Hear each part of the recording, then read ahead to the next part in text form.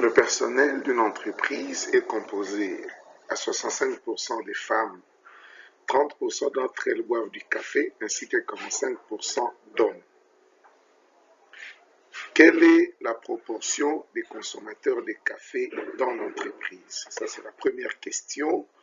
Et la deuxième question, on trouve un employé dans l'entreprise en train de boire du café. Quelle est la probabilité qu'il soit une femme? Alors, nous allons résoudre cet exercice. Nous commençons par identifier les éléments. La probabilité des femmes dans l'entreprise est de 0,65 parce que dans cette entreprise, il y a 65% des femmes. Alors, la probabilité des hommes sera, si on ne trouve pas une femme, c'est qu'on trouvera un homme. Donc, trouver un homme, c'est la probabilité de trouver non-femme, qui sera de 1 moins la probabilité de trouver une femme, donc ce sera 0,35. Il y a 30% des femmes qui boivent du café. C'est que la probabilité qu'un individu boive du café, sachant que c'est une femme, est de 0,30. Alors, les femmes qui ne boivent pas du café, c'est la probabilité de trouver quelqu'un qui ne boit pas du café, sachant que c'est une femme, c'est donc 1 moins 0,30, ce qui fait 0,70. Alors, quels sont les hommes qui boivent du café? Nous allons chercher leur probabilité. La probabilité que ce soit quelqu'un qui boit du café, sachant que c'est un homme, est donnée par 0,45, donc 45% d'hommes qui boivent du café dans cette entreprise. Et les hommes qui ne boivent pas du café, ce sera probabilité de trouver quelqu'un qui ne boit pas du café, sachant que c'est un homme, c'est donc 0,5.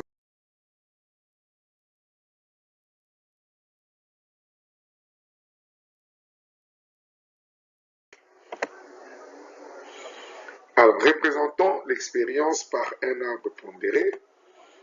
Nous avons les personnels, il y a 65% des femmes, 35% d'hommes, et parmi les femmes, il y a 30% qui boivent du café et 70% qui ne boivent pas du café.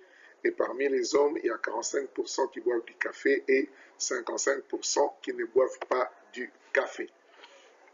La probabilité des femmes qui boivent du café est la probabilité des femmes intercafé, ce qui donne probabilité de femmes multipliée par la probabilité d'un homme qui boit du café, sachant que c'est une femme.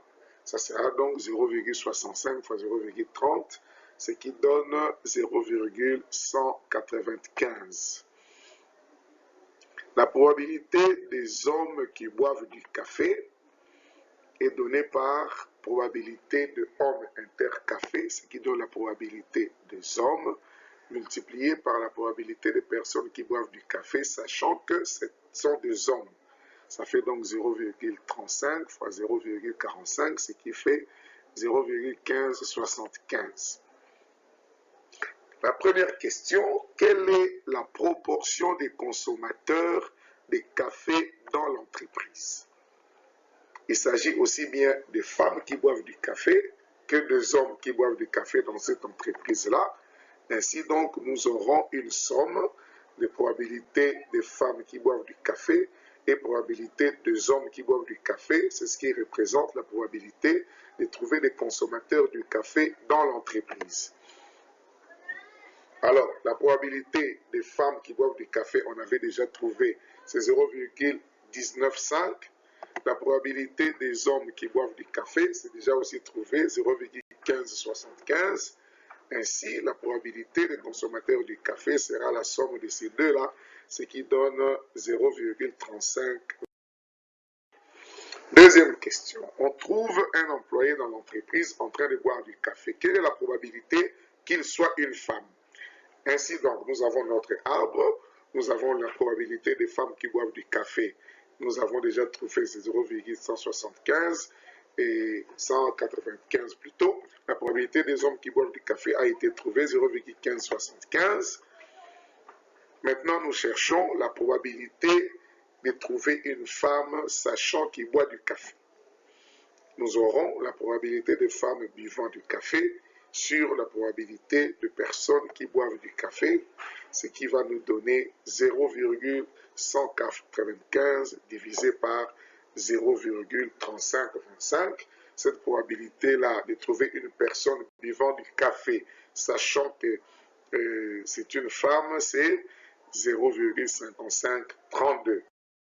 Donc un exercice pour vous. Nous avons ici une usine fabrique de tubes. Des erreurs de réglage dans la chaîne de production peuvent affecter l'épaisseur ou la longueur des tubes. Une étude menée sur la production a permis de constater que 96% des tubes ont une épaisseur conforme. Parmi les tubes qui ont une épaisseur conforme, 95% ont une longueur conforme. 3,6% des tubes ont une épaisseur non conforme et une longueur conforme.